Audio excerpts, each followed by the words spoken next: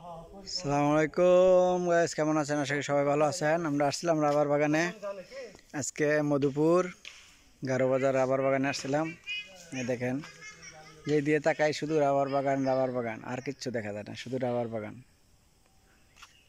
এই দেখেন, মাঝে মাঝে মাঝে মাঝে গোটা পড়তেছে, রাবারের গোটা।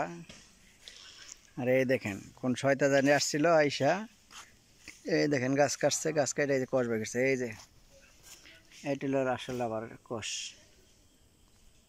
এই কষ দিয়াই রাবার বানায়, এই কষ। দেখা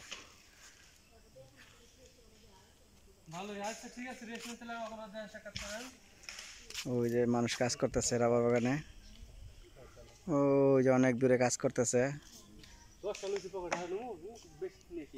কি করবেন না দা? কাগজ নাই তো, কাগজ থাকলে কাগজ লড়া যাইতো। এই দেখেন, এটা যেদিকে তাকাই শুধু রাবার বাগান আর রাবার বাগান, রাবার বাগান ব্যতীত অন্য কোনো কিছু নাই।